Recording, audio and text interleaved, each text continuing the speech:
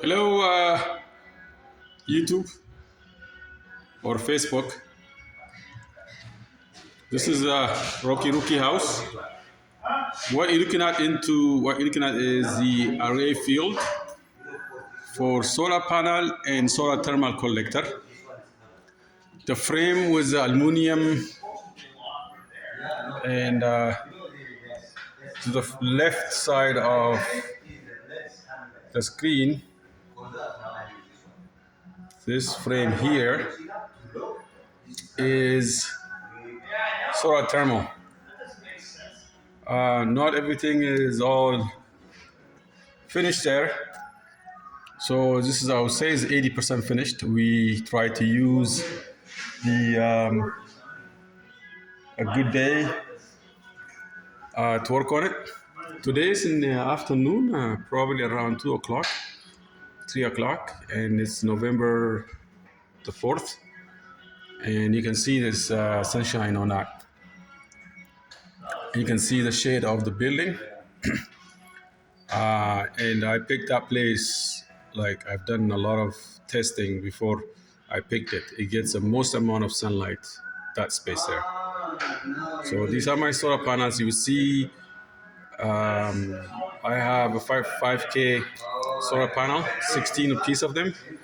I think I have about 11 over there right now, and we're gonna add 5 more later, right?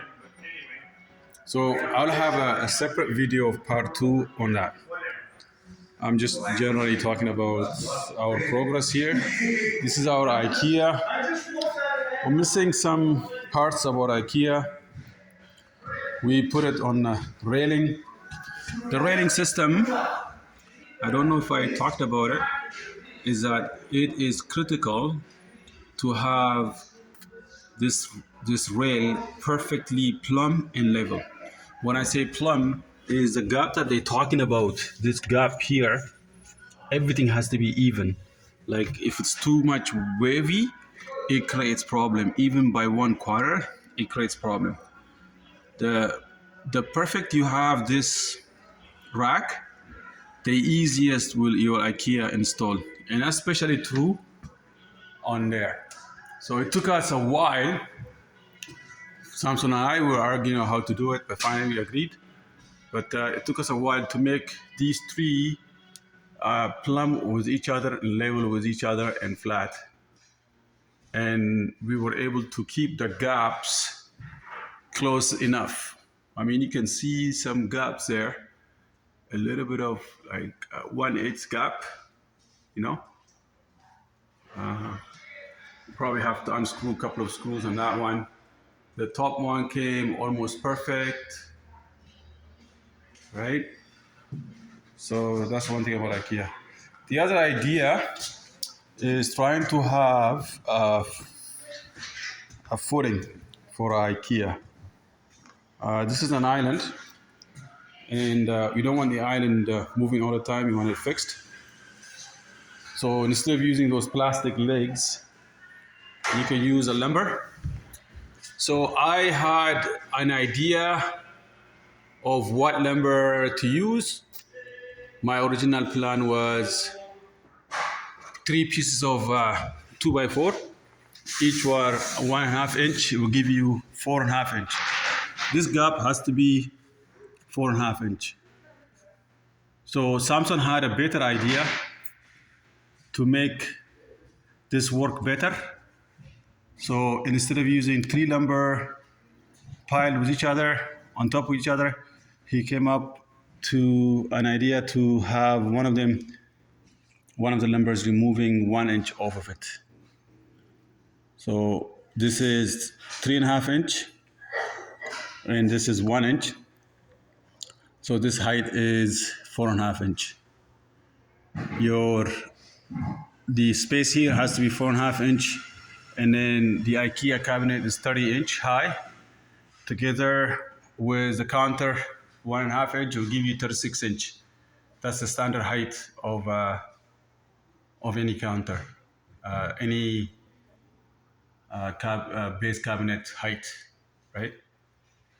So what we're gonna do is we're gonna have the legs on this side. So I'll show you what I mean by that. So this holds. So this was put together by Samsung. It's very, very accurate. In fact, he's making some cuts right now. So hold on a second. Right now, the idea is to have the legs on this side, and this is just for adjustment and another leg on that side, right? This way, we don't need any legs in between. So what's going to happen between is a joist. I think if I'm able to find, there's a joist somewhere there. There's one joist. I mean, we're gonna have to complete this later. So it'll be joists every 2 feet to keep everything sturdy. And this will make things label. We're gonna make sure this is labeled. And the same with those ones on that side too. So the idea is to keep the leg on this side and adjust the cabinets to make sure everything is level. And once everything is adjusted, we screw everything in because floors is never even everywhere, right? It's wavy, like quarter inch or whatever. Floors are not perfect. So, and this is not going to be holding. It's a plastic. You don't want this to hold all the weights of your cabinet. You want these things to hold all the weights of cabinets. So this is just for adjusting the IKEA cabinets, right? And then this will be for the finish. That plastic toe kick finish is gonna hook up to this, and it's gonna look nice. So what we're gonna do is we're gonna remove all these cabinets. We're probably gonna leave it, finish the flooring, right? We're just about to start the flooring now. Finish it to here, and the same on that side. Finish it to the edge, just like that. Finish it there. And then after that, put the cabinets on top, adjust it, screw it in. It'll be easy. We're about to start putting our floor system today.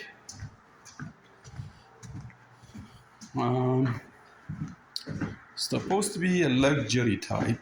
I got it on clearance from Lowell at 40%. I mean at 60% off. I always look for clearance and I buy it at cheap price. I mean, that's the price I probably get it from China. If it doesn't sell, they want it out of the way. They will sell you to reduce the profit. So this is what I got. It's a nice look, I think. It's not too dark, it's not too light. And with the color of the house, which is studio white and dark gray cabinets, it probably goes well, right? So we're going to be installing these planks. We're going to do a lot of detailed stuff on the floor. And then we'll be ready. So yeah, we start bringing some of our stuff here. So once the floor is up, I would consider pretty much my project is 99.9% done.